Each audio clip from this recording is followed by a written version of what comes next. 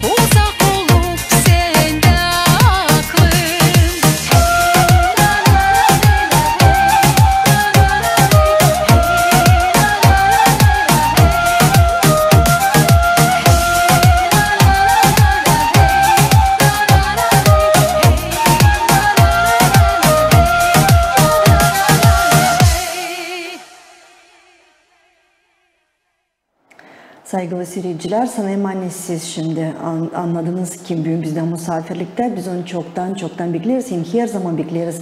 Değil sadece bizim stüdyamıza ama bizim Gagauziyamıza, bizim ana toprağımıza.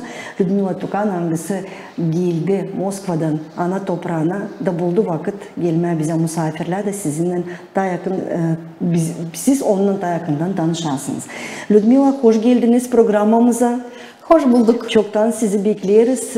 Yol uzun elbette. Bu dünyada da olayların beterine tasirik, olay kolaylık size gelmiyor ama yine de şükür Allah'a hani buldunuz vakit, geldiniz ana toprağınıza da biz bugün sizinle beraber bu stüdyada daha yakından tanışıyız. Yeniden daha bir ki sizi laf edeceğiz. Nice keyfiniz? Zaman hayır olsun isterim tabii ki selamlayayım sizi hem de hepsi seyredicileri. Çok sevinirim. Hani bugün gene sizinle birlikteyiz. Var böyle bir kolaylık buluşalım. Alavedelim. Paylaşayım sizinle kendi yeniliklerle anılar artık Luda Tukan'ın yolunda var hem de olacak. Çok sevinirim. Hani bakmayarak bu zorluklara, anılarını siz söylediniz. Şimdi gerçekten de dünyada neler oluyor. Bakmayarak bu zorluklara gene de var bir kolaylık. Kilometrelerin aşırı kilometrelere bakmayarak bu zorluklara gelme ve ana toprağına sevinme hem de sevindirme. Bugün sizinle de ben paylaşacağım kendi sıcaklığımla, kendi ideyalarımla, kendi istediklerimle paylaşacağım. O türkülerden anılarını yazarım, yaparım hem de yaratırım. Mahsus kendi halkıma, kendi Gagavuz halkım için. Bana her zaman pek meraklı o insanlar ki hani sınırın dışında yaşar elbette yüzler ana toprağına ama açan böyle niyetlenirsiniz gelme ne duygular içinizde olur. Kaç vakit ilerisi çekilirsiniz böyle dalgalanma içinizde. Gerçekten de ne kadar da teyve gelirim, ne kadar çekilirim o somkamı toplama. Çok sevinirim buna. Böyle sevgili kanatlarla her zaman eve uçuyorum.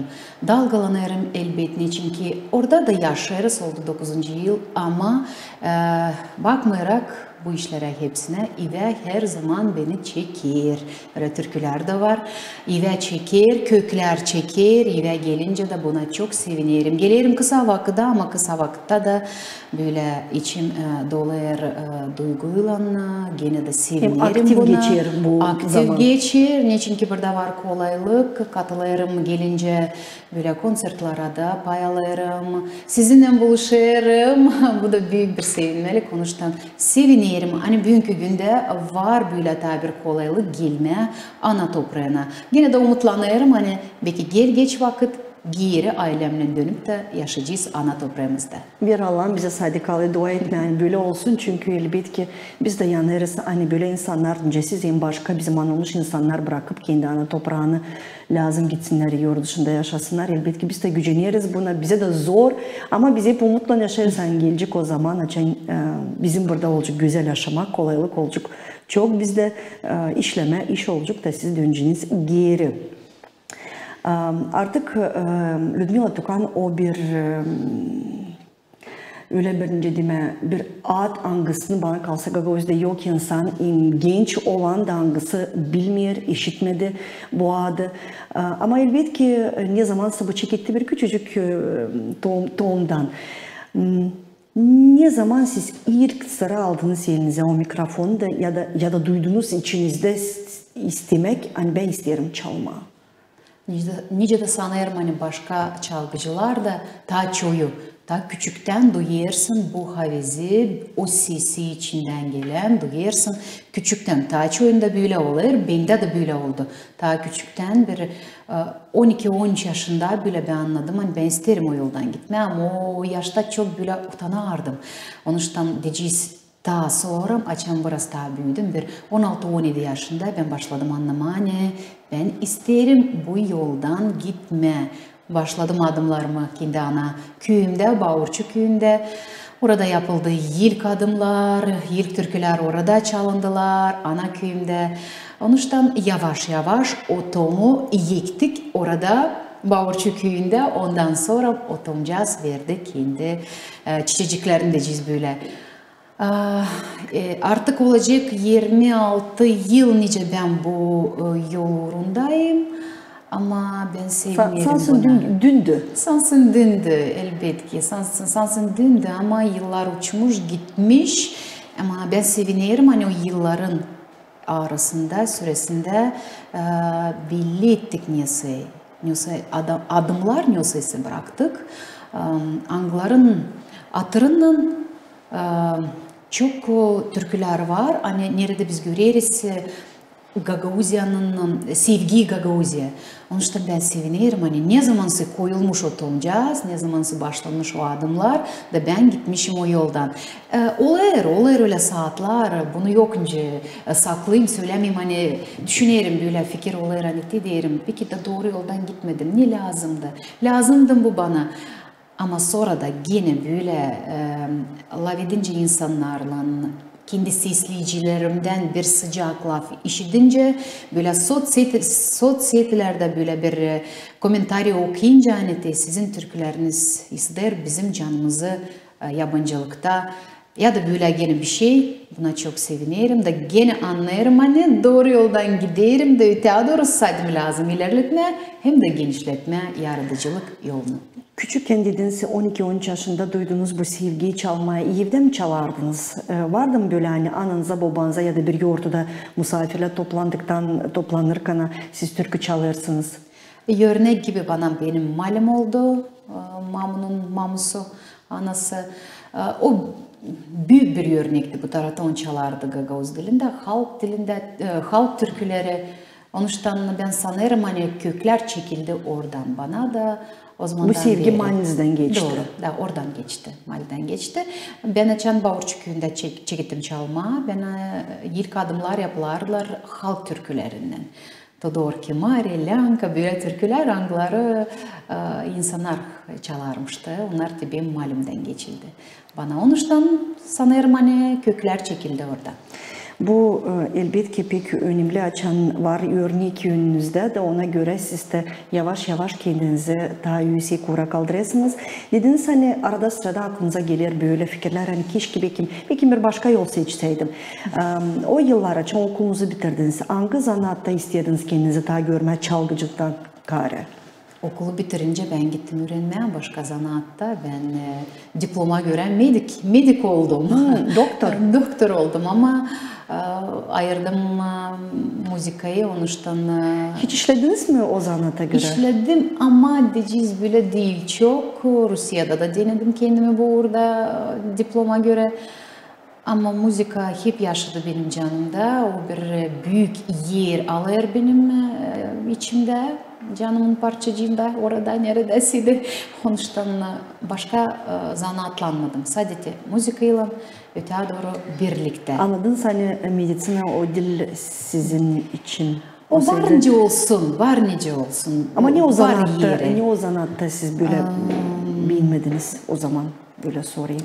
Dil hani beğenmedim. Müzikayı daha pek beğendim. Müzika çok vakit o zaman alır sizden. O bende alır daha çok vakit. Elbet orada lazım çok arama, lafları, müzikayı. İleri bu kolaylıklar yoktu. Nice şimdi bir telefon açarsın, bir zakaz yaparsın senin Türk'ün yerinde. Sadece paran olsun. Diyeceğiz böyle finans tarafı çok önemli bugünkü günde. Ama ileri bile yoktu. Kolaylık Gagauziya'da bizde pek zordu bulma laflar koyulsun müzikaya göre. Bu böyle çok vakit alırdı. Sonra laflarını müzika tertibini yapınca, türküyü öğrenince, candan geçirince, insana onu lazım danıştırma. O alır çok vakit. No, ama gene de her bir işi, hangi işi seversin, sen zahmetini görmeyirsin, duymayırsın zahmetini. Onun için ben müzikayı severim, müzika beni sever. Zor da olsa, kolay da olsa biz onunla birlikte beraber gideriz bir yoldan. Hem de sanırım ne kadar yaşayacağım, ne kadar olacak kolaylık, hep böyle ben bu yoldan daha gideceğim. Siz söylediniz hani bugünkü günde daha büyük kolaylık var ama elbette ki kaliteli orada da gene o kadar çok yok lafta, müzikada.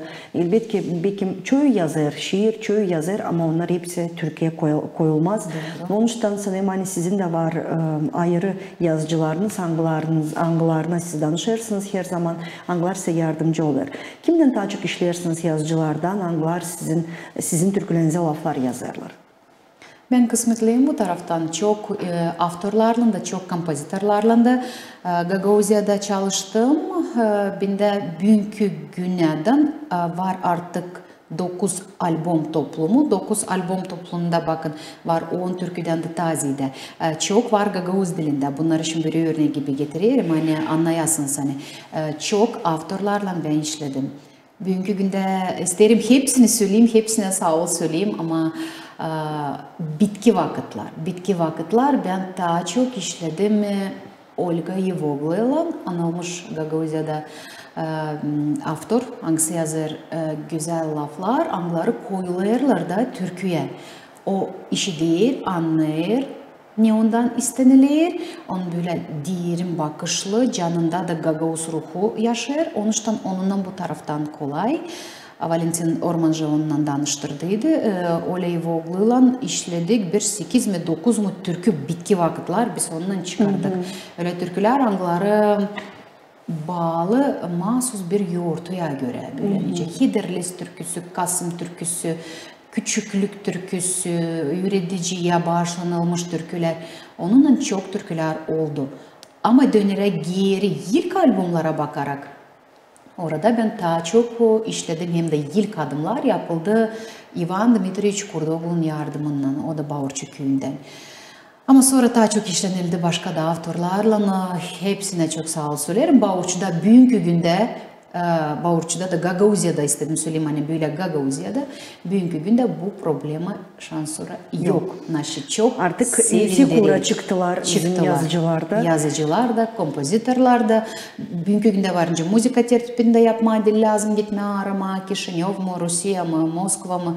Bugünkü günde bizde bunlar hepsi burada var. O çok kolayladır artistin yolunu.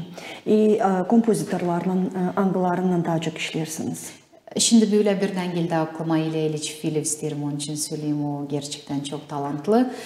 Çok sağ ol ona söylerim. Ne çünkü o Türkler angılarına o yaptı müzika tertibini. O Türklerin büyüğünde yaşarlarım, sanırım, umutlanırım. Çok da yaşayacaklar. Böylece Bağırçı.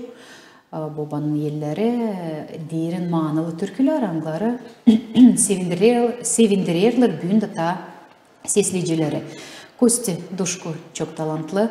O da bu taraftan işler de anlar da güzel yüksek uğrunda müzika tertiplerini yapar. Çok da varınca anlatma hem söyleme avtorlar için. Onlar her zaman kalırlar böyle perde ardında. Bu biraz gücenlikli. Onlar gücenirler de ki küsülü de kalırlar ama öyle olur, öyle bu yaratma yolu böyle. Yani avtorlar biraz kalırlar giyerde. Ama isterim söyleyeyim ben onlar hepsini tutarım aklımda, canımda. Ne çünkü her bir türkücük bana değil, o benim yaşamın bir parçacığı. Onun için çok sağ ol hepsi avtorlara hem de hani bugün Gagauziya'da bu probleme şansı yok. Bu sevindirir. Ben sanırım hani yaratıcı insana eğer ona destek kimse olmazsa da kimse arka olmazsa da o pek zor. Aileniz niye soy kabul eder sizin bu yaratıcılık yolunuzu? Eşiniz, uşaklarınız, ananız, babanız niye soy görüyorlar? Var mı onlardan böyle yardım değil, moral yardımı bu yolunuza? Çünkü bu yol en zor da yoldur, en pahalı da yol. Bu pahalı bir yol. Doğru söylediniz ama bana bu taraftan uydu şükür Allah'a. Hepsi benim ailemde, anam da, babam da. Babam çok kendi gururdu yer açan işidir. Babanın elleri o türkü. Benim türküm değil, benim türküm değil. Senin türkün olsun, sana deni babam. Babamdan da kari, yeşime de çok sağ ol. Beni her zaman bu taraftan destekler. O desteklemesi ben sanırım hani bugünkü günde bu oraya yetişilmeyecekti. Ne çünkü finans tarafı kendiniz anladığınız için söylediniz. Hani o çok pahalı bir iş. Uşaklarım da bana bu taraftan, anam da her zaman diyeceğiz böyle hepsi sensellerim de benimle birlikte. Bu bana dini çok önemli. Birlikte kuvvet demişler. Birlikte kuvvet, doğru söylediniz. Sonuçta bu taraftan problemi yok şükür. Hani böyle. Biliyorum hani büyük kızınız Karina da sizin yolunuzu seçti. Sizin yolunuzu böyle güzel gördü. O da kendini müzika yolunda görüyor. Biliyorum hani kemençede çalıyor kızınız. O da bir zor bir instrumentdir, kolay bir. Çünkü benim de kızım öğreniyor o instrumenti. Biliyorum ne o. O kendisi mi seçti bu yolu? O sırada siz böyle yardımcı mı ona oldunuz? Dediniz kızım senin de var böyle güzel talantın. Belki sen de mi çalacaksın? Nasıl oldu bu iş? O doğdu bu talantla. Ne çünkü 4 yaşında o başladı göstermeye. Kendi böyle havizini istediğinden o ister türkü çalma. çalardı benim türkülerim. Benim ilk türküm çıktı. Ta kaseti böyle vardı. Toplanalım seveceğim de. O türküyü o benim ardıma tekrarlardı, çalardı böyle. Ta prosla ederdi ama savaşardı uşak nesesi söyleme. Onuştan 4 yaşından beri ta ben bir ana olarak gördüm. Hani benim bu kızımda, büyük kızımda var bu talant. Onuştan öte doğru olunca o 7-8 yaşında biz başladık ona yazmak kendi türkülerini, böyle kendi diskini, albüm toplumunu ona çıkardıydık da o zaman 8 yaşında da onun var 2 albüm toplum. Burada Gagauziya'da yaşardık. Türküleri vardı, uşak çalardı, kendini böyle belli ederdi. Sorduğun skripka içi kemençede çalma gerçekten de değil kolay. İnce Rus dilinde söylenir ya da Koroleva всех инструментов skripka. İlkten elbet o yaşta ta demediydi bana hani ben isterim bu işte öğrenme. Ben onu götürdüydüm ama öte doğru adım adım ne kadar da zor da oldu, yaşlar da oldu ama sanki bugünkü günde o ayırdı. Seçimini yaptı kendi. Niçin ki o bugün öğrenir değil bir yerde ama hepsi o öğrenmeleri onun bağlı sadece kemençeyle. O ister profesyonel uğrunda Müzika yolunu seçti. Müzika yolunu seçti hem de o bağlı kemençeyle. Ben buna çok sevinirim. Niçin ki ben müzika tarafında hiçbir notu da bilmiyorum. Ben sadece ne duyarım, ne geçiririm canımdan. Onu da sesimle koyabilirim. Onun için bana böyle müzika dünyası, böyle notalar, ne oymuş, ne buymuş, ben bu işleri bilmiyorum. Da bugünkü günde kızımla birlikte olarak bu yolda bana çok böyle interes gelir. O bana çok işler açıklar, söyler.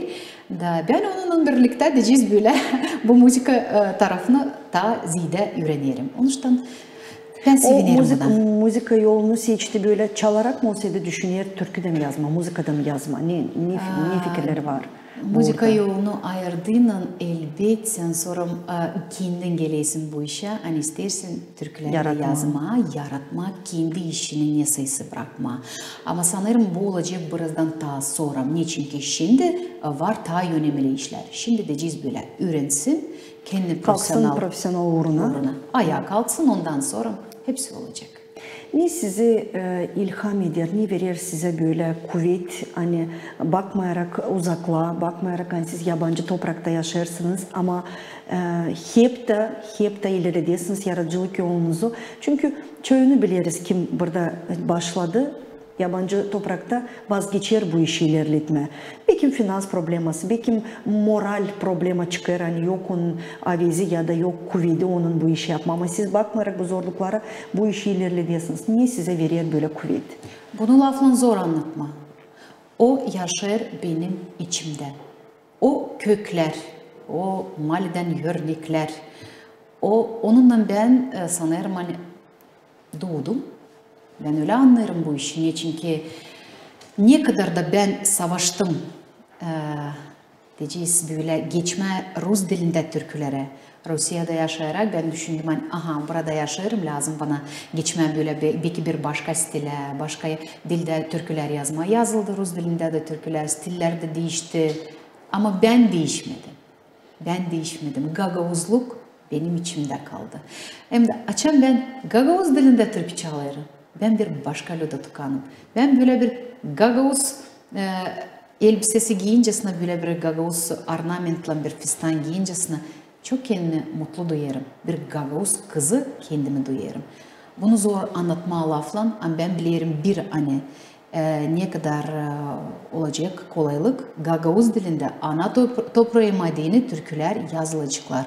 Umutlanırım hani o türkülerin diyeceğiz böyle yardımıyla belki daha çok küçük uşaklardan yerden gelirler. Onlar da böyle benim gibi isteyecekler daha yaşasın Gagauzluk, Gagauz dilini böyle ilerletme.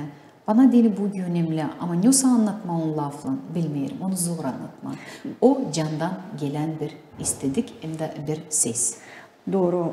İçinden duyguları her zaman zor anlatma ama sanırım hani bizim seyirciler de, sesleyiciler de kim sesler sizin türkülerinizi her bir notanızda, her bir milizmatikanızda bu sevgi, bu duyguları duyar.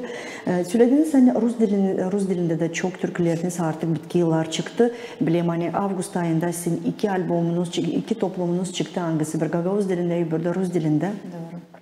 Bu Rus dilinde türkülerle ta derinden anladınız bize. Bileyim hani işlersiniz Belarusya'dan türkücülerle de. Nasıl geldiniz bu? Elbette sizde belki vardı ta ileride ama bu ta derinden bir iş. Rus dilinde türküler. Orada başka milizmatika, orada başka stil. Elbette Lyudmila Tukanca dediniz hani Gagavuzca çalan Lyudmila Tukan, o başka Lyudmila Tukan. Rusça çalan Lyudmila Tukan, o başka bir Lyudmila Tukan. Bugünkü günden önce ben size söyledim, zor değil bulma o kanalları. Hani yazsınlar sana türkü, studiyalarında açsınlar kapılarını. Bana da şimdi Rusya'da bu zor gelmiyor. Var, böyle kolaylıklar var. İşledim, doğru söylediniz, Belarusya'da insanlarla angları yazdılar, lafları da koydular, müzikayı da. Onlarla da yapıldı böyle bir başka stilde. Ama gene de görürsen o albüm toplumlarında var Gagavuz dilinde de türküler. Sasha Kurgan, isterim onun için söyleyeyim bugünkü günden. Çünkü bir albüm toplumun, onun adı 10 Оттенков любви. Orada var 10 türkü Rus dilinde. Onları hepsini o yazdı. Niçin söylerim onun için? Niçin ki benim bir vizit kartım olarak ya iz Gagavuzii türkü, çoğu bilir bu türküyü. Ben tanıttım kendimi bu türküyle. Onun için isterim söyleyeyim. Hani o türküyü de bana yazdı Sasha Kurgan. Alexander Kurgan kurdu bu über 10 türküyü de Rus dilinde. Çalarım onları da. O zor değil Rus dilinde de onları hepsini çalma. Var orada da kolaylık olur. Çıkarım. Neredeyse çalarım onları. Belarusya'da Güneş Abbasova, o da yardımcı oldu böyle türkülere. Nice Hederlis, nice Gagavuzya memleketi, yer türküsünü onunla birlikte koyuldu. Bu türkülerde oldular. Öteye doğru bilmiyorum nasıl olacak ama bugünkü günde albüm toplumlarını artık gösterdim. Onlar hepsi var kolaylık onları sesleme. Onun için sadece yaşasın türküler, öbür işler hepsi olacak. Bu notada teklif ederim o zaman biz bakalım bir klipinize hangisi Rus dilinde bakalım. Çalarsınız.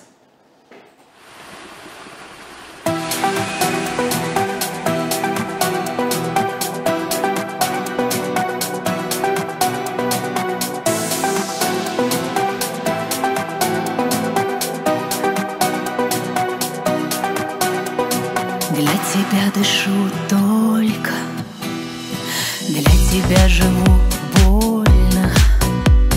Если сделала больно, ты меня прости.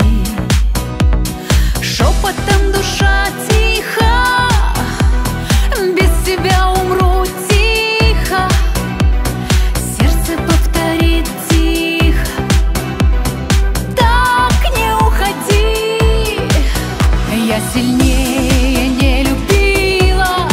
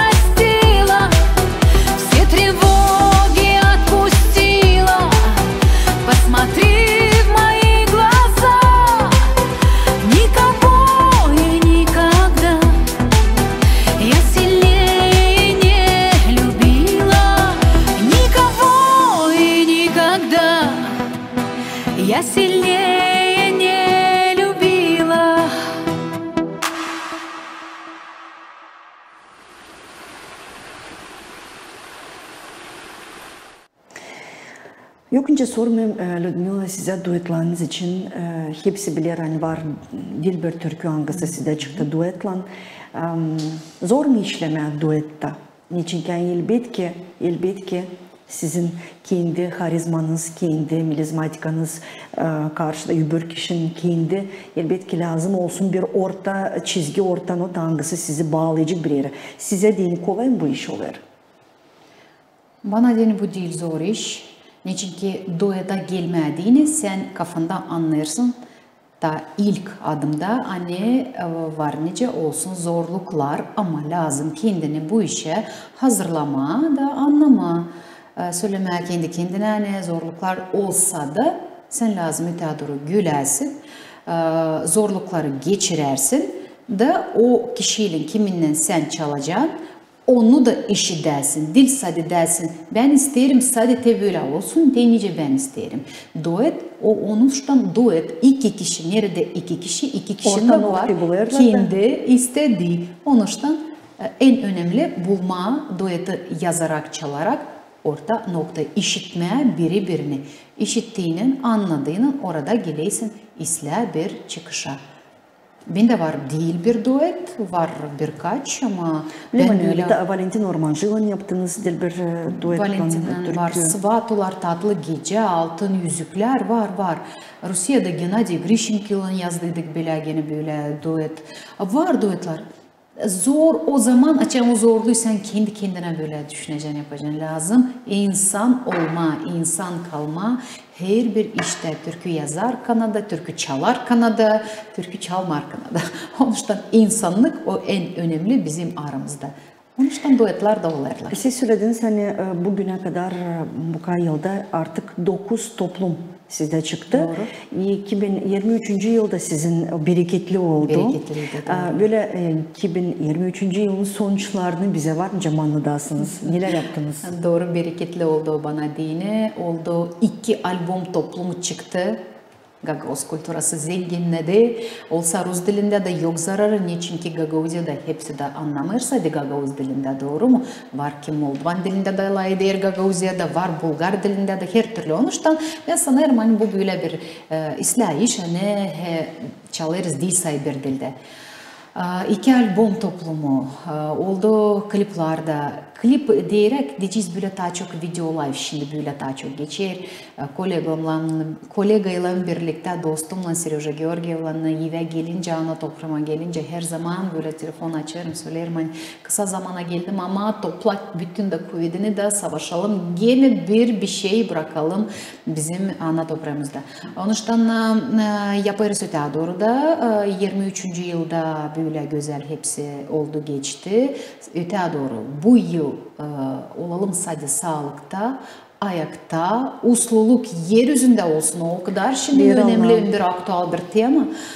Sadece olsun usluluk da sanırım hani havis var kana kolaylık var kana ne köstek olmayacak. Sadece öte doğru gideceğiz öte doğru. Siz dediniz hani her zaman geldiği zaman bir şeyler yaparsınız o zaman siz de şimdi gene boşa gelmediniz. Sanırım hani gene bugünlerde belki az vakitte geldiniz ama bir şeyler yüze çıkaracağınız ya da çıkardınız artık biz daha onu bilmiyoruz. Onun için bize de meraklı neler bizi bekler. Bekler sizi sürpriz hangisi yakında çıkacak. Doğru söylediniz geldim kısa vakitte ama gene de 2 yeni türküyü yazdık. Başarırız. Onlar böyle ta yolda gelirler. İntriga gibi kalsın istemiyorum onları ta değerinden açıklama. Yakında gelir bir yoğurtu, bir türkü bağlı olacak bu türküye.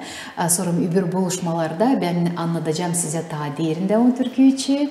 İsterim böyle bir açıklayayım hani o türkü hangisi gelir yoğurtuya bağlı. Autor Galina Danajı Bağırçı köyünden onunla işleriz sefte. Ne sayı olacak türkü, ne sayı not alacak onu sesleyiciler belli olacak türkü çıkınca. Ama şimdi ben bugünkü günde sevinirim hani eve gelince böyle vardı bir kolaylık stüdyoya girip de kendi kolegalarla birlikte yakındaki kişilerimle birlikte işlemeye çalışma bu türküyü yazma. Danıştıracağım yakında sizi yeni türküyle. Ver Allah'ım tatil işine gelsin o gün de biz izleyelim o türküyü. Çok gençler okulda giderken de siz vakıdınızda böyle kendilerini binerler scenada görme, mikrofon elinde görme. Ama sizin dediğiniz gibi bu zor bir yol, pek pahalı bir yol. Böyle bir Ludmila Tukan'dan bir nasihat böyle gençlere, genç kızlara, belki genç çocuklara anılar kendilerini isterler görme, çalgıcı. Bir nasihat sizden var mı canım? Varınca en önemli o korkmama, korku öldürür talandı. Onuştan kızlar, çocuklar kim ayırır bu yolu savaşın gitmeye bitki yadan durgunmayın. Böyle köstek olarsıydı bu normal bir iş. Köstek oldu mu? Düştün mü? Kalk, kanatlan, öteye doğru git. Senin varsıydı niyetin bil. Hani o niyete yetişme varınca. İdите к своей mечте. O mutlaka olacak. Çünkü yok öyle hiçbir şey yeryüzünde hani olmasın. Niyetine koyduysudum Allah'ın yardımıyla sadece ileri doğru. Ben kendim geçtim bu yoldan bilirim. Çok türlü işler oldu yaşamamda. Kösteklendim de, düştüm de, kalktım da, yeniden gittim. Yaşlarda oldu, acıttım da birerime öyle böyle diyeceğiz de moralde tarafından her türlü. Ama ben durgunmadım. Niçin ki benim vardı bir istediğim, benim vardı. Arzunuz vardı. Arzum vardı. Onun için ben gittim kendi arzuma karşı. Bugünkü günde çok şükür ben kendime mutlu, kısmetle duyarım. Niçin ki ben gittim kendi yolumdan. Hangisi bana çok sevinmeli getirir. Nerede ben de kendi sıcaklığımla varınca paylaşın. Onun için sadece ileri doğru hiçbirini seslemeyiniz sadece kendi kalbinize. Kalpten ses gelen o sizi doğurtacak en doğru yola. Ludmila ben bugün pek mutluyum. Hani biz bugün sizinle daha bir kere buluştuk ana toprağımızda.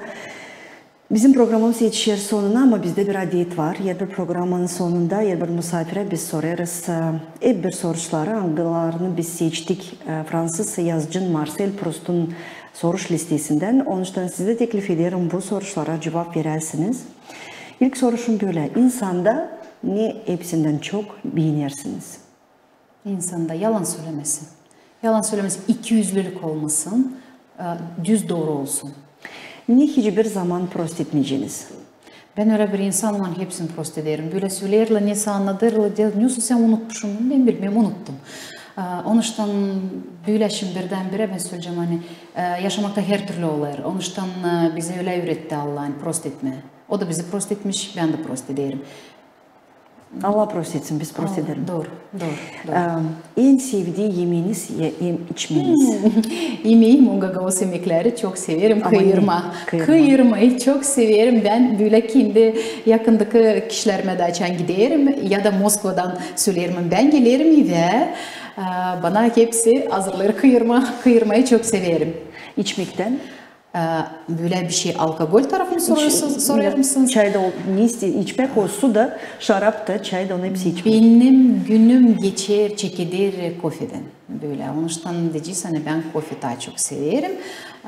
Alkol tarafında da nice gagozlarda geçer bir fincan kırmızı şarap. Ev şarabı. Evet. Ludmila Tukan'a değini kısmet ne o? Aile. Bende ilk ne durur benim yönümde, canımda, yaşamamda, yaratıcılıkta. O ayrı. O ayrı. İlk aile. Açan sana zor. Seni sadece ailen her zaman hazır karşılama. Hem de böyle ısıtma senin canın. Onun için bana dini kısmet o aile. Yeşin. Uşaklarım büyür gider. Sen kalırsın yeşinin. Onun için koruyun birbirinizi. Sevin birbirinizi. Yeşinden de daha pahalı bu dünyada hiçbir şey yok. Bunu bilin. Hem son soruşum size dini Allah o kimdir ya da nedir? O büyük bir kuvvet. O her zaman bizim yanımızda. Ben duyarım bunu. Onun için de her bir adımı ben bugün savaşırım. Yapmaya sadece Allah'ın yardımından. O büyük bir svet. O her yerde.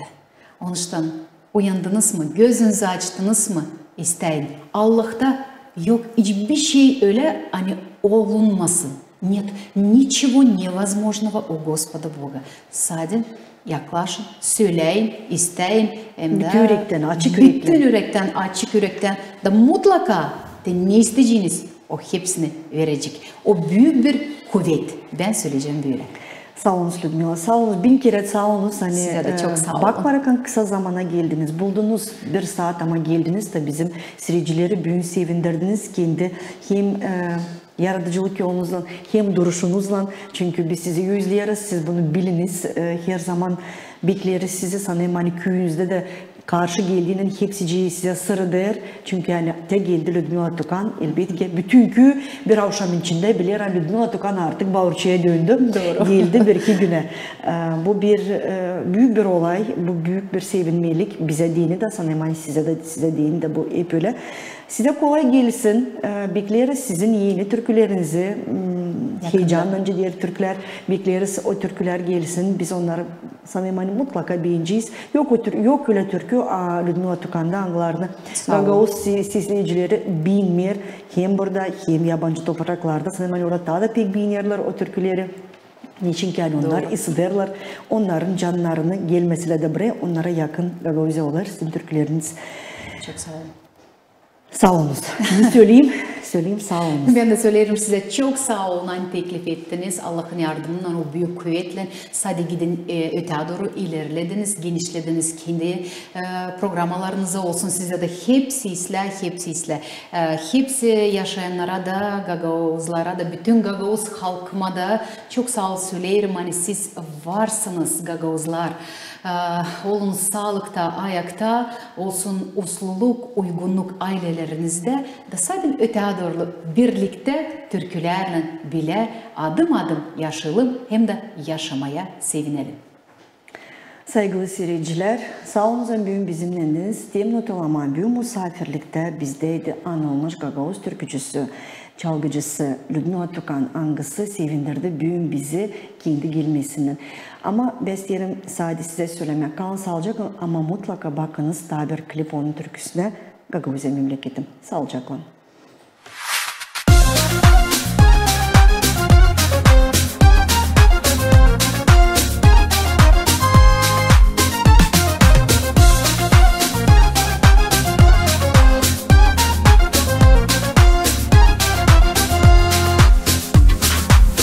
Dedeme halkıma, dilime bıcağıma, küçükten bağlıyım bu pahalı toprağıma.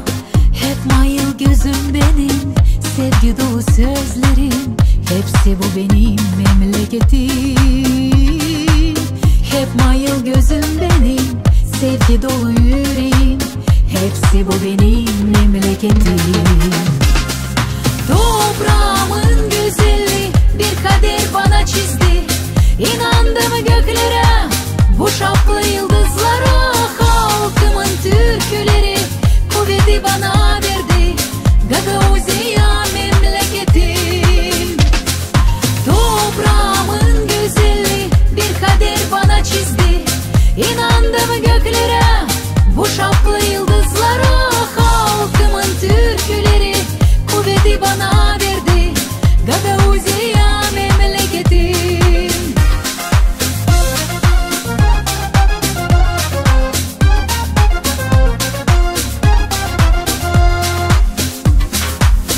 Orhon taşında yazı, çırtmanın pak havası, uzak yollardan geri eve çağırır beni. Ne güzel adetlerin, hoşlanır sızlar için, hepsi bu benim memleketim. Ne güzel adetlerin, hoşlanır yanır için, hepsi bu benim memleketim. Toprağımın güzelliği bir kader bana çizdi. İnandım göklere, bu şaplı yıldızlara.